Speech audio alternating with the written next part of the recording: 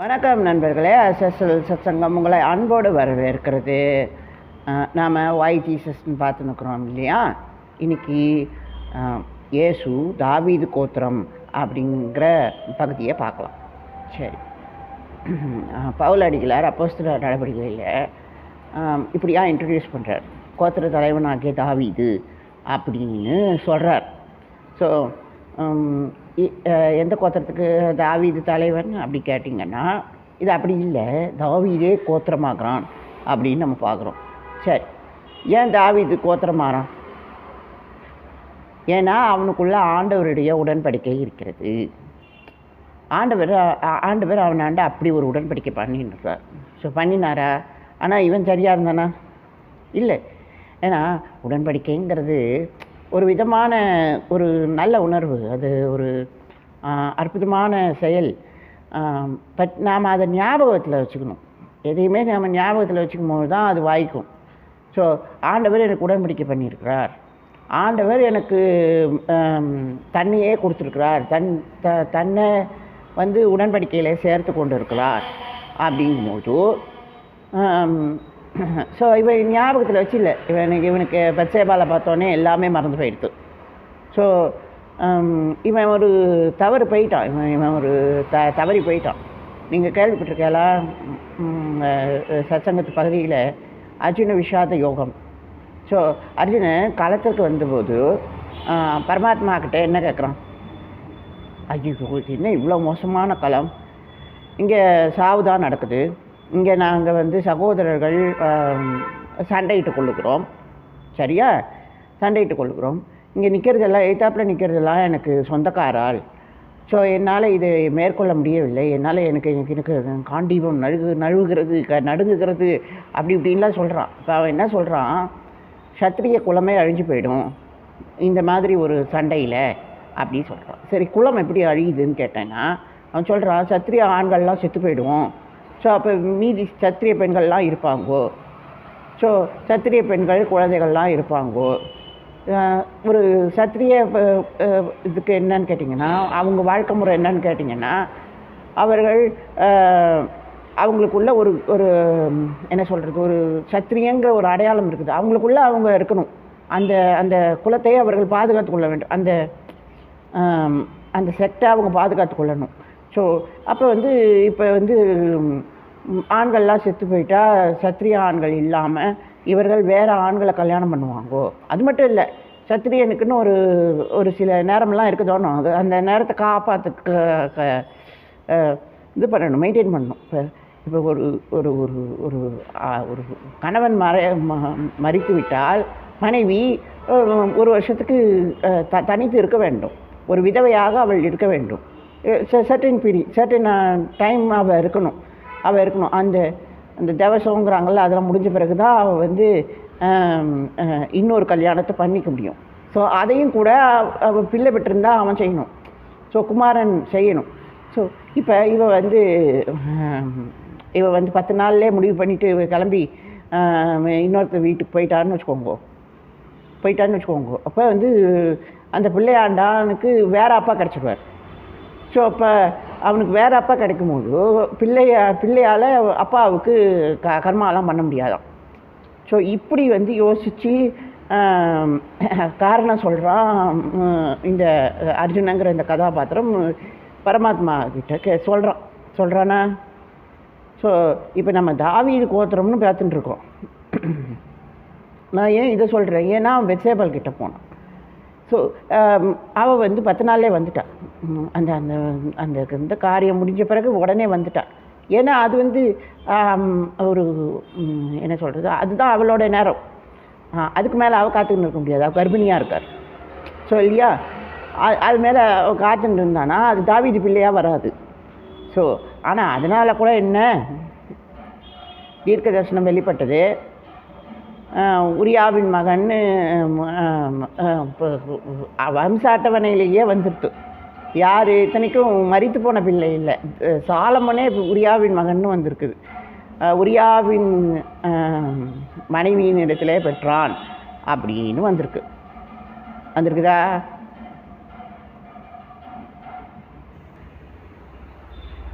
ஆனால் தாவீது பாருங்க, அந்த பிள்ளை தான் பிள்ளைங்கிறத அவன் ஞாபகத்தில் வச்சுருந்து அந்த பிள்ளைக்காக உபவாசிக்கிறான், பிள்ளை காப்பாற்றப்படணும்னு நினைக்கிறான். ஆனால் பிள்ளை மரித்து போகுது. சரி, பிள்ளை தான் செத்து போச்சே, நான் சாப்பிட்றேன்னு சாப்பிட்டான். ஸோ நீங்கள் பார்க்கலாம், தாவீது உடன்படிக்கையின் பிள்ளையை இழந்து விட்டான், செத்து போயிட்டு. ஏன்னா அவன் வந்து உடன்படிக்கையின் மனிதனாக இருந்தும் அடல்ட்ரேட் பண்ணான். அதாவது வேற ஒரு பொம்மநாட்டியை பார்த்தான். இவன் உடன்படிக்கையின் மனிதனாக இருந்திருந்தா இவன் வந்து யூதா கோத்திரத்து பெண்ணை தான் பார்த்துருக்கணும், பென்யமீன் கோத்திரத்து பெண்ணை பார்த்துருக்கக்கூடாது. பட் யூசி அவன் பிள்ளையும் கூட யூதா கோத்திரத்து பெண்ணை அரசியாக கொடுக்கவில்லை. அவன் பிள்ளையும் அந்நிய ஸ்திரீகள்கிட்ட தான் இருந்தான். ஸோ அதனால் இப்போ வந்து தேசம் பிளவுபடுகிறது. ஸோ நீங்கள் அதெல்லாம் பார்த்துக்கணும். ஆண்டவருடைய உடன்படிக்கை, ஆண்டவர் நான் உனக்கு ஒரு சந்ததியை வச்சுருக்கேன் அப்படின்னு ஆண்டவர் சொல்லும்போது அது அப்பாவாலையும் கடைப்பிடிக்க முடியல, பிள்ளையாலும் கடைப்பிடிக்க முடியல. ஸோ ஆனால் இங்கே பார்க்கலாம், இயேசு தாவீது கோத்திரம் எனப்படுகிறார். ஸோ அப்போ நீங்கள் யோசிச்சு பாருங்கள், இவர் எப்படி தாவீது கோத்திரம்? தாவீது தான் இவ்வளோ தப்பாக இருக்கிறானே, அவர் எப்படி தாவீது கோத்திரமாக இருக்க முடியும்? So this is something not of sense இல்லையா? பட் இருந்தாலும் தாவீதை நீங்கள் பார்த்துக்கணும். ஏன்னா அவன் வந்து உடன்படிக்கை வேலை வந்து இதில் இருக்கிறது, கூடாரத்தில் இருக்கிறது. நானும் வந்து அதாவது கேதுரு மரத்தினால ஒரு மாளிகையில் இருக்கிறேன் அப்படின்னு இவன் சொல்கிறான். ஆண்டவருக்கு இடம் இல்லைன்னு நினைச்சான். அவன் தன் மாளிகையிலே இடம் இருக்கிறது அப்படின்னு யோசித்தான், ஆண்டவருக்கு இடம் இருக்குதுன்னு யோசித்தான். So he is personifying God in his life style. அவன் வீட்டுக்குள்ளே ஆண்டவருக்கு இடம் இருக்குது அப்படிங்கிற மாதிரி அவன் நினச்சான். நம்மக்கிட்ட ஆண்டவருக்கு இடம் இருக்குதா? நம்ம கேட்குறோம் இல்லையா? நம்ம வந்து ஒரு 90 வயசு பாட்டி சொல்கிறது, நான் செத்து என் பேரனுக்கு பிள்ளையாக பிறக்கணும். ஸோ இந்த இன்கார்னேஷன், இந்த ஆஃப்டர் லைஃபு, இதெல்லாம் நம்மளாண்ட இருக்குது இல்லையா? நம்மளுடைய இந்த தேசத்தின் இதில் காரியத்தில் இருக்குது இல்லையா? இப்போ நீங்கள் இன்கார்னேட் ஆகிறத பற்றிலாம் எனக்கு தெரியாது. பட் தாவீதுக்கிட்ட ஒரு நித்திய அடையாளம் இருந்தது. அவன் தெய்வம் எனது கிங்ஸ்மேன், நான் தெய்வத்தின் உறவினன், ஆண்டவர் என்னாண்ட ஒரு உறவு முறையில் இருக்கிறார் அப்படின்னு அவன் நினச்சான். ஸோ அப்போ யோசிச்சு பாருங்கோ, காலம் கடந்து தாவீது கோத்திரம் அப்படின்னு சொல்கிற அளவுக்கு நமக்கு நேரம் வருகிறதுனா, அப்போ பாருங்கோ, ஆண்டவர் பரமதந்தையின் வலது பாரிசத்திலே நமக்காக பரிந்து பேசி இன்றுமாக அங்கே இருக்கிறார், வீரிய ஆயுசோடு இருக்கிறார் அப்படிலாம் நம்ம யோசிக்கிறோம் இல்லையா? இது என்னது? ஏன் அவர் வந்து இப்போ நம்ம சொன்னோம் இல்லையா, இன்கார்னேஷன். அப்படி அவர் இன்கார்னேஷனாக இருந்திருந்தாருன்னு வச்சுக்கோங்க, அவர் இப்படியாக மனு உருவாகி ஒரு மகனாக வந்து தாவீதின் மகனாக, அதாவது தாவீது வம்சத்து மகனாக வந்திருந்தாருன்னு வச்சுக்கோங்க, அவருடைய மனம் இப்படி வலது பாரிசத்துலேயும் நித்தியமாகவும் நமக்காக காத்திருக்கும் காரியத்திலையும் இருந்திருக்க முடியுமாங்கிறது சந்தேகம். கேளுங்க. ஏன்னா நம்ம வந்து இப்படி ஒரு பாரம்பரியத்தை, இப்படி ஒரு இதெல்லாம் நம்ம பார்க்குறோம். அதனால் நம்ம வந்து இன்கார்னேஷன் ரொம்ப ஈஸியாக சொல்லிடுறோம். அதாவது ஆண்டவர் மனு உருவானார் அப்படின்னு சொல்லிடுறோம், அவதாரிக்காரன்னு சொல்லிடுறோம். பட் இந்த அவதார கேட்டகரைசேஷனை விட ஆண்டவர் இன்னுமே வந்து காத்திருந்து காவல் செய்து அப்படின்னு நம்ம பார்க்குறோம். ஸோ அப்போ பாருங்கோ, ஒரு காவல், தேசத்தின் காவல் எவ்வளவு முக்கியங்கிறத நம்ம தெரிந்து கொள்ள வேண்டும். ஒரு சர்ச்சோட காவலே கூட ரொம்ப முக்கியம். நம்ம காவலுக்கு யாரை போட்டிருக்கோம்? ஒரு வயசான அம்மா, ஒரு விதவை தாய். ஆமாம், நம்ம அதெல்லாம் நம்ம சொல்கிறோம் அவள் காவல் பண்ணுறா அப்படின்னு நம்ம சொல்கிறோம். பட் யூசி, இங்கே காவல் வந்து ஆண்டவர் வாரிசு அப்படிங்கிறது தான். ஸோ அப்போ ஒரு வயசான தாயாக இருந்தால் கூட என்ன, அவங்க வந்து ஆண்டவருடைய வாரிசு அப்படிங்கிறத நம்ம தெரிஞ்சு கொள்ள வேண்டும். ஸோ அப்போ பார்க்கலாம், அப்படியெல்லாம் ஒரு இது அவைலபிலிட்டி இருந்தால் ரொம்ப சந்தோஷம். ரொம்ப சந்தோஷம். பட் யூ சி அவங்களோட பர்சனல் இஷ்யூவை பாருங்க. அவங்கள ஒப்படைச்சி தன்னுடைய என்ன சொல்கிறது, தன்னுடைய இந்த இடத்துக்கு அவங்க அவங்க அவங்க தங்களை ஒப்பு கொடுத்து இருக்கிறாங்க பாருங்க. இப்போ வந்தால் இருந்தோமா நேரமாக போனோமா, காவல் அவ்வளோதான். காவல் எத்தனை மணி நேரம் கேட்ட பூட்டுற வரைக்கும் தான். அப்புறம் பூட்டின கதவு தான் காவல், மனுஷன் இல்லை. ஸோ பாருங்க, நான் ஒரு பகுதி சொல்கிறேன், நீங்கள் பார்க்கலாம். இந்த சொல்லுவாங்க இல்லையா, சேருபின் கேராபின் அப்படின்னு சொல்கிறாங்க இல்லையா. யூசி அவள் இங்கே ஒரு ஸ்டோரி இருக்குது, க்ரீக் ஸ்டோரி இருக்குது. இந்த கருடர்கள் அப்படி சொல்கிறாங்க இல்லையா, அந்த பறவை இனம். அப்புறம் இந்த பாம்பினம் இருக்குது இல்லையா. இவங்கெல்லாம் இந்த அந்த சொல்கிறாங்க ஏஞ்சல்ஸ் மாதிரி, அப்படி இருக்கும்பொழுது ஒரு இது நடக்குது. ஒருத்தருக்கு அடிமையாயிட்டுறாங்கோ. சரி, அடிமையாயிடுறாங்களா, ஒரு சக்கரத்தி சண்டையெல்லாம் அடிமையாயிடுறாங்கன்னு வச்சுக்கோங்களேன். அப்படி ஒரு கதை வரும்.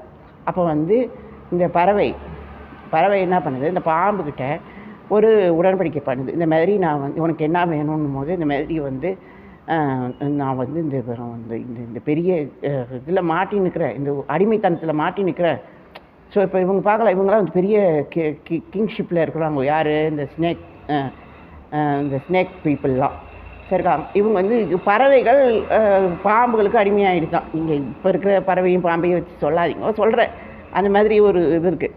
ஸோ பார்க்கலாம், இதில் எந்த மிருகம் நியாய தீர்ப்பு, எந்த மிருகம் நற்செய்தி சொல்கிறதுன்னு அதெல்லாம் என்ன கேட்காதீங்க, இப்போ பாஸ்டர்கிட்ட கேட்டுக்கோங்க.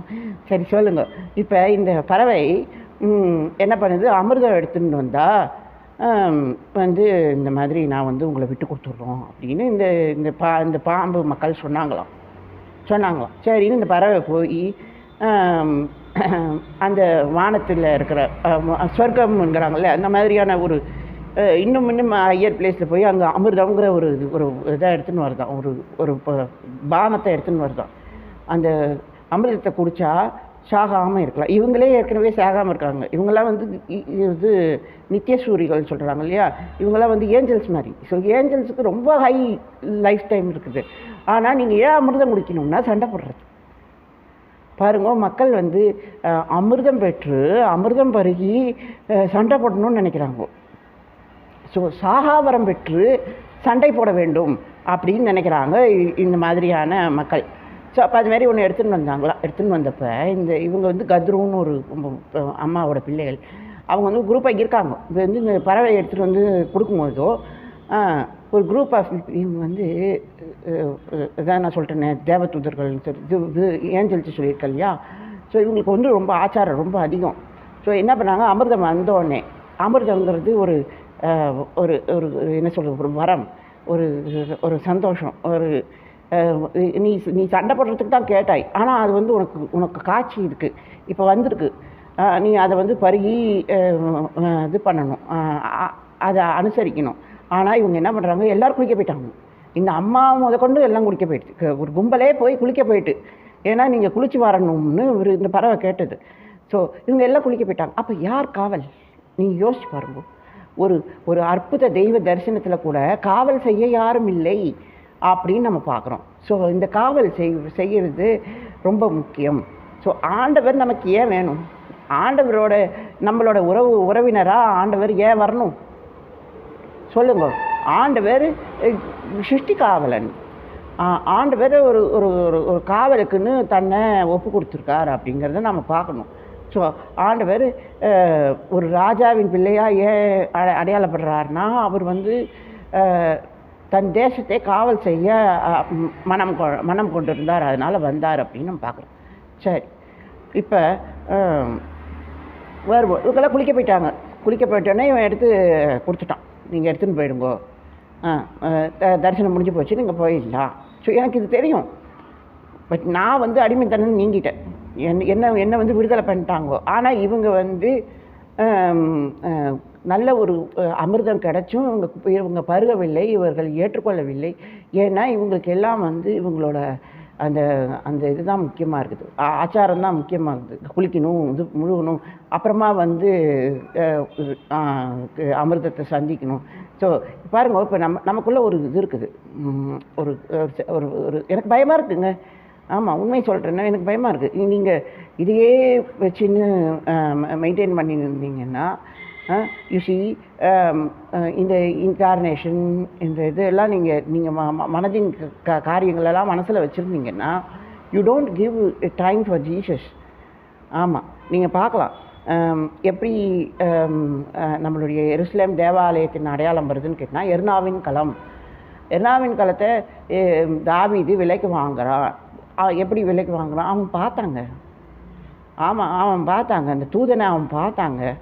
அந்த அழிவின் தூதன் 3 நாளைக்கு இருக்குமா, 3 நாள் ஜுரம். நீங்கள் யோசிச்சு பாருங்கள், ஆண்டவர் சொல்லியிருக்கார் 3 நாள் மக்கள் வந்து இந்த ஜுரத்தில் இந்த இந்த என்ன சொல்கிறது கொள்ளை நோயில் பாதிக்கப்படுவார்கள். நீங்கள் யோசிச்சு பாருங்கள், 3 மணி நேரம் கூட ஜுரத்தில் இருக்க முடியாது. So that much is very very strange happening nowadays. ஏன்னு கேட்டிங்கன்னா ஒரு 3 மணி நேரத்துலேயே வைட்டல் ஆர்கன்ஸ்லாம் செத்து போயிடும். ஆமாம், எல்லா உடம்பே பால் பண்ணிவிடும். இவன் வந்து போர் வீரர்களை எண்ணினான். ஓகே, ஆனால் அவர்கள் இப்படி 3 நாள் இதில் இருந்து ஜுரத்தில் இருந்து அவர்கள் இதுவாகிட்டா, பலகீனமாயிட்டா. ஸோ இந்த வாதையில் பாதிக்கப்பட்டிருந்தா இவன் எப்படி இது பண்ண முடியும் சொல்லுங்க? மறுபடியும் அவர்களை எப்படி எண்ண முடியும் சொல்லுங்க? அவன் எண்ணும்பொழுது அவன் வந்து ஆண்டவரை கேட்கல. தொகை எண்ணப்படும்பொழுது அவன் பலியோ இதுவோ அவன் எதுவும் நியமிக்கலை. ஸோ நம்ம வந்து நம்ம ஆர்மியை எண்ணுவோன்னு அவனுக்கு தோணித்தான் அவன் பண்ணான் ஆலோசனை இல்லாமல். ஆனாலும் கூட இவன் தூதனை பார்த்தானா? இந்த தூதன் எங்கே நிற்கிறான்னு பார்த்தான். எர்னாவின் களத்தில் நின்னான். அங்கே அவன் பலி செலுத்தினான். இந்த வாதை நின்றி போனது. அங்கே இப்போ எருசலேம் தேவாலயம் கட்டப்படுகிறது. ஸோ பார்க்கலாம், யாருக்கு தூதன் காட்சி கொடுப்பான் அப்படின்னு நீங்கள் பார்த்தீங்கன்னா, ஒரு உடன்படிக்கை உள்ள மனிதனுக்கு, அதாவது ஒரு என்ன சொல்கிறது, ஒரு என் வீட்டில் ஆண்டவருக்கு இடம் இருக்குது அப்படின்னு சொல்கிறவனுக்கு தான் தேவதூதன் கூட காட்சி கொடுப்பான். அப்படியான ஒரு நிலைமையில் அவன் காட்சியை பெற்று அந்த தூதன்கிட்ட கேட்குறான், நீங்கள் என் குடும்பத்தை எடுத்துக்கோ, என்ன எடுத்துக்கோ. ஒரு ஒரு ஒரு மேய்ப்பெண் தவறு செய்து ஆடுகள் பலியாகணுமா? யோசிச்சு பாருங்க. இவன் கேட்கவும் பரிந்து பேசவும் இவனுக்கு கான்ஷியஸ்னஸ் இருக்குதுங்க.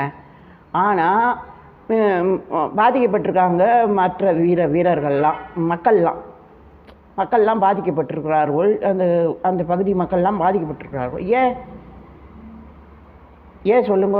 இவன் தானே என்னென்னது, இவன் பாதிக்கப்பட்டிருக்கணும் இல்லையா? இவன் பாதிக்கப்பட்டிருந்தாலும் இவன் வந்து கேட்குறான், மெய்ப்பெண் தப்பு பண்ணால் மெய்ப்பெண்ணுக்கு தண்டனை கொடுப்போம், ஏன் வந்து எல்லா உணர்வும் என் மேலே தான் இருக்கணும் அப்படின்னு அவன் கேட்குறான். இப்போ இந்த 3 நாள் ஜுரமாக எனக்கு வரட்டும், ஏன் வந்து மக்கள் உணர்வோடு இருக்கணும்? உணர்வுங்கிறது ஒரு மரியாதையோட ஒரு சம்மந்தப்பட்டவங்களோட இருக்கணும். புரியுதா? இப்போ நான் இதை கற்றுக்கணும்னு நீங்கள் சொன்னீங்கன்னா, அதாவது நீ ஏன் என்ன சேர்த்து தொகையினலை? இப்போ நான் தொகையில் நான் இருப்பேனே. ஸோ அப்படி இருக்கும்பொழுது என்னை எண்ணாமல் நீ வந்து மக்களை என்ன ஆண்டவர் கேட்குறார். So it's very much to personal to the issue. அவர் வந்து தாவீதின் தவறுக்காகத்தான் இதை செய்கிறார். ஆனால் மக்கள் துன்பப்படுகிறார்கள். ஏன் பட வேண்டாமே அவன் கேட்டான். அப்புறம் ஆலயம் வந்தது. உங்களுக்கு அது ஒரு இதுவாக இருக்கிறது. இப்போ கோத்திர அடையாளமாக தாவீது இருக்கிறான். நீங்கள் பார்க்குறோம், 12 கோத்திரம் தானா, 13 கோத்திரம் தாவீது கோத்திரம். இன்னும் ஏதாவது சேர்ந்து வந்தால் கூட வரட்டும், அப்படி தான் இருக்குது. ஸோ அப்போ பாருங்க, எண்ணிக்கை இது விஷயம் இல்லை. இப்போ நீங்கள் வந்து உங்களோட அந்த மனநிலை தான் முக்கியம் அப்படிங்கிறத நம்ம பார்க்குறோம். காவல் தான் முக்கியம் அப்படின்னு நம்ம பார்க்குறோம். ஸோ அப்போ யோசிச்சு பாருங்க, நம்ம என்ன மாதிரியான இதில் இருக்கிறோம், சென்சிட்டிவிட்டியில் இருக்கிறோம். ஸோ அப்போ நாம் யாரை காவல் செய்கிறோம்? நாம் வந்து ஆண்டவர் என் உறவினன் அப்படிங்கிறத நம்ம காவல் செய்கிறோம். ஆனால் நம்ம அது இது பண்ணுறது இல்லைங்க. ஆமாம், அந்த பயபக்தியோ அந்த கஷ்டமோ நமக்கு இருக்கிறதே இல்லை. நம்ம வந்து லீடிங் பண்ணணும். நம்ம இயேசு அற்புதம் பண்ணணும். நம்ம கேட்கணும், பெற்றுக்கொள்ளணும். சரி, நீங்கள் கேட்குறீங்க, நீங்கள் பெற்றுக்கொள்கிறீங்க. யாரை பெற்றுக்கொள்கிறீங்க? யாரை கேட்குறீங்கோ? நீங்கள் ஆண்டவரையே கேளுங்கோ, ஆண்டவரையே பெற்றுக்கொள்ளுங்க, ஆண்டவரையே உங்கள் உறவினராக நீங்கள் பெற்றுக்கொள்ளுங்கோ.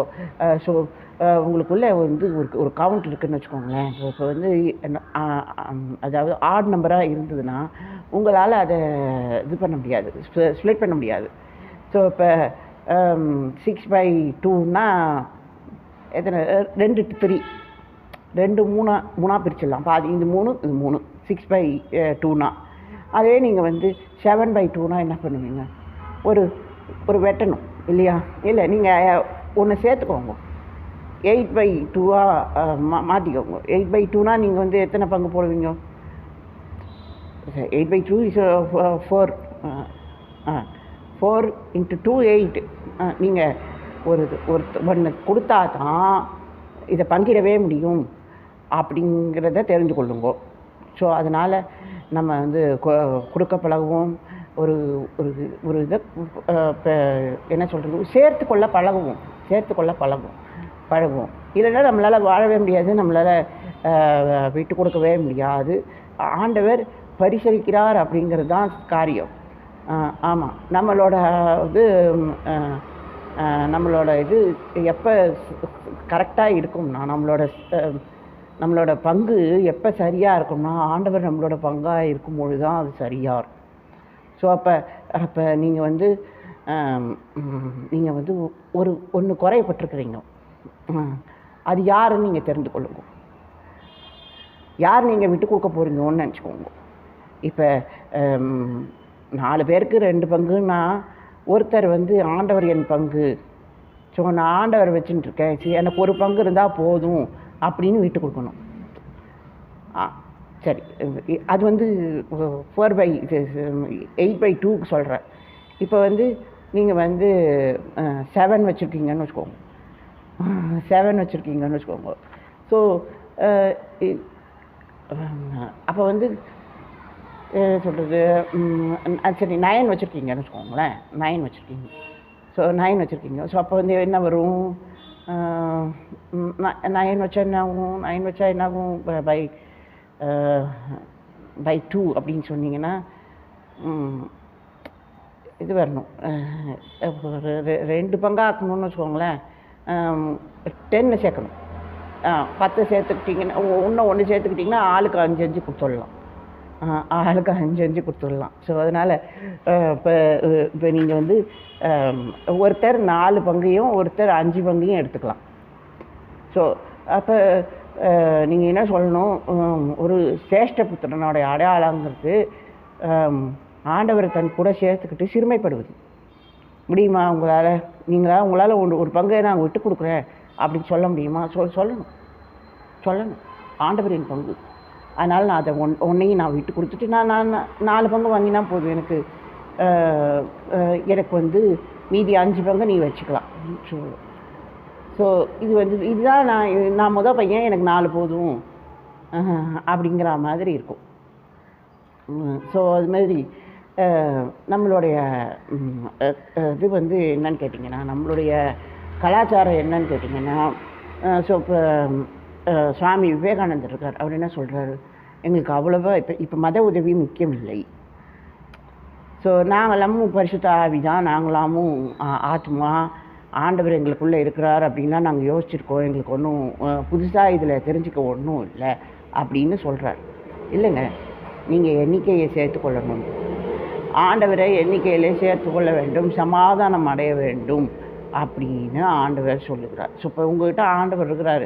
எப்படி இருக்கிறார்? 4 பங்கில் இருக்கார். 4 பங்கில் இருக்கார். நீங்கள் 5ஆவதாக அவரை சேர்த்துக்கணும். ஆமாம். ஆனால் நீங்கள் என்ன சொல்கிறீங்க? நான் நல்லவே, எனக்கு 4 போதும் அப்படின்னு சொல்கிறீங்க. இல்லை, அவன் 5 வச்சுருக்கான்ப்பா. நீங்கள் சிறுமைப்பட்டு விடுவீர்கள். ஒரு ஈக்குவல் ஷேர் கிடைக்காது.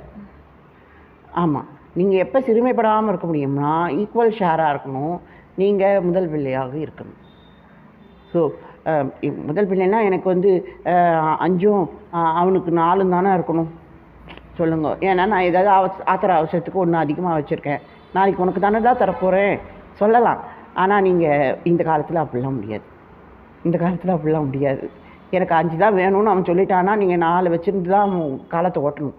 ஸோ அப்போ உங்களோட ஆண்டவர் அந்த ஒரு பங்கை நீங்கள் நிறைவு செய்யும்படியாக ஆண்டவர் வருகிறார். அவர் உங்களுடைய சிறுமையை நீக்கி ஆண்டவர் ஒரு பங்காக உங்களோட சேர்ந்துக்கிட்டு ஆண்டவர் உங்களுக்கு முழுமையாக கொடுக்குறார் அப்படின்னு நம்ம பார்க்கணும். சரி, சந்தோஷம். அப்போ நம்ம சிறுமைப்படுவதன் காரியம் என்னன்னா, நாம் சாத்தானுக்கு விரோதி. சாத்தான் நீங்கி போக வேண்டும், அதுதான் முக்கியம். ஆமாம், தீமை நீங்கி போகணுங்க. நீங்கள் சிறுமைப்படுவது நன்மையா? எனக்கு 4 போதுன்னு சொல்கிறது நன்மையா? இல்லை, என்கிட்ட 5 இருக்குது, என்கிட்ட ஆண்டவர் ஒன்றா இருக்கிறார், நான் சேர்த்து வச்சுருக்கேன், சரி பங்காக தான் வந்துச்சு அப்படின்னு சொல்கிறது தான் சந்தோஷம். ஸோ அப்போ நாம் என்ன பண்ணுறோம்?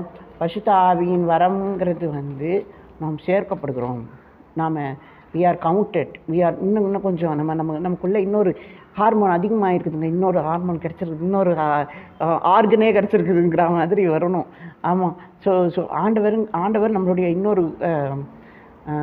இன்னொரு அவயமாக இருக்கிறார் அப்படிங்கிறத நம்ம பார்க்கணும். அவர் நம்மளை காத்து கொள்ளணும் அப்படிங்கிறத நம்ம பார்க்குறோம். ஸோ அப்போ அமிர்தம் கிடச்சா விட்டுருவேலா? நான் விட மாட்டேன், என்னை சேர்த்து கொள்ளுவேன், நான் பருகுவேன். ஸோ ஆச்சாரமெல்லாம் பார்த்துட்டு இருக்க மாட்டேன். ஸோ தெய்வமே தரிசனமாயிருக்கு, இதை விட என்ன ஆச்சாரம் சொல்லுங்க? அதை அனுசரிக்கிறது தான் எனக்கு ஆச்சாரமே தவிர நான் போய் குளிச்சுட்டு வரணும்னா அதுக்குள்ளே எவனாவது எடுத்துன்னு போயிடும். ஸோ கவனமாக இருங்கள். ஆண்டவருடைய இந்த என்ன சொல்கிறது, இந்த தாழ்மையை தரித்து கொள்ளுங்கள். ஸோ நான் பார்த்துட்டு நான் ஒருத்தர் பேசிகிட்டு இருந்தேன், இந்த மாதிரி ஆண்டவர் என் மணவாளன் அப்படி சொல்கிறாங்க. ஆண்டவர் தான் மணவாளன். ஏன்பா ஆண்டவர் மணவாளன் தான், ஆண்டவர் மணவாட்டியாக இருக்க மாட்டாரா? ஏன் ஆண்டவர் மணவாட்டியாக இருக்க மாட்டாரா? ஏன் ஒரு ஒரு ஒரு ஜெண்டர் டிஃப்ரென்ஸ் இருக்குது? ஏன் ஆண்டவர் மணவாட்டியாக இருக்கக்கூடாது? ஏன் அவர் நம்மளோட ஒருவராக ஏன் இருக்கக்கூடாது? நம்மளில் ஒருவராக ஏன் இருக்கக்கூடாது? ஆண்டவர் மணவாளனாகவும் இருப்பார், மணவாட்டியாகவும் இருப்பார். ஸோ அப்போ நான் ஆண்டவரா? இப்போ நீங்கள் இன்கார்னேஷன் வரைக்கும் போயிட்டீங்கோ, நான் மறுபடியும் பிறக்கணும், என் பேர வயிற்றில் பிறக்கணுன்றீங்கோ. இது ஆண்டவராகவே மட்டும் செய்ய முடியும். ஆண்டவராக அவருடைய வாக்கு, அவரோட உடன்படிக்கையால் மட்டுமே செய்ய முடியும். அப்படி இருக்கும் பொழுதோ நீங்கள் ஆண்டவரை மணவாட்டியாக கூட பார்க்க மாட்டேறீங்கோ. மணவாட்டியின் ஆசீர்வாதம் உங்களுக்கு கிடைக்கும்னு நீங்கள் நம்ப மாட்டேங்கிறீங்களோ. ஸோ இது I don't know about that. Incarnation நடந்தால் கூட நாம் ஆத்மாவாக இருக்கிறோம். ஒரு வாழ்க்கை தான் நமக்கு இருக்குது. நம்மளோட வாழ்க்கை வலது பாரிசம் வரைக்கும் போயிடும், ஆண்டவருக்கு அருகிலே போய்விடும். நாம் அங்கே இருந்துக்கிட்டு காத்துக்கிட்டு இருக்கிற நிலைமை வரும். ஆனால் நம்மளுடைய ஒரு மனப்பதிவு, நம்மளுடைய ஒரு வாழ்வின் பதிவு கண்டிப்பாக இன்கார்னேட் ஆகும். உடன்படிக்கை காரியம் இன்கார்னேட் ஆகும். உங்களுக்கு ஒரு உடன்படிக்கை இருந்து உங்களுக்கு ஒரு பேரா இருந்தால் சந்தோஷம், ஹல்லேலூயா, சந்தோஷம். ஸோ ஆண்டவர் தாவீது கோத்திரம் சேர்த்து கொள்ளுங்கோள், எண்ணப்படுங்கோள், தாழ்வை நீங்கி கொள்ளுங்கோள், சாத்தானுக்கு பதிலளி கொடுங்கோ. அது சச்சங்கம். நன்றி நண்பர்கள்.